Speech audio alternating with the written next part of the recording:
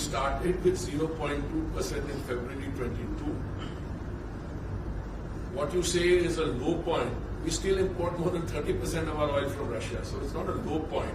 It is a fantastically high point, number one. We don't decide whether we want to import from you or from someone. Our oil companies have a very open and transparent system. We consume 5 million barrels of crude oil in a day. They float a tender, and the tender involves supply of energy at a point of importation. So when the tender is floated, if he is the cheapest, he gets the tender. If somebody else is the cheapest. So you're doing what is most economic for India, regardless of the diplomatic and the political environment? There is no diplomatic or political environment. I think whoever has produced this narrative don't know what they're talking about. The world is grateful to India for buying Russian oil. It's not that they don't want us to buy Russian oil. There may be price cap, there may be other restrictions.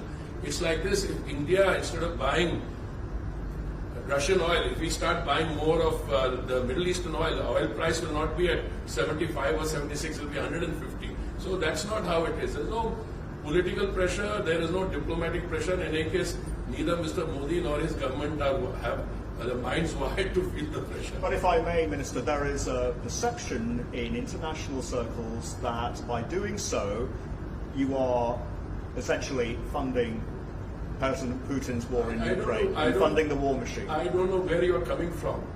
Just ask the Europeans what they're buying from Russia. We are not doing anything of the sort, and this is not what the energy markets deal with. Let me explain to you. Once my minister went, my colleague went to Washington, he asked me, what are we doing? I said, if you're asked a question, tell them that Europe buys more in an afternoon than I buy in 3 months. And by the way, even when all this talk came, how is it that oil coming through the pipeline to Hungary was exempt? There's no funding of any machine. How is it that oil going through the pipeline to China was exempt? How is it that sales from the Far East to Japan were exempt? So I would respectfully submit to you and through you to whoever is producing the narrative that this is a lot of hogwash. So the reality is very different.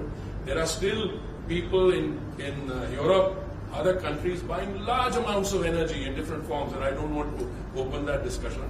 No one ever tells India what to buy, where to buy from, and we're not in the market to seek advice. As far as foreign policy is concerned, security policy and energy policy, we run an independent policy. And if somebody says the narrative is that, they're entitled to their opinions.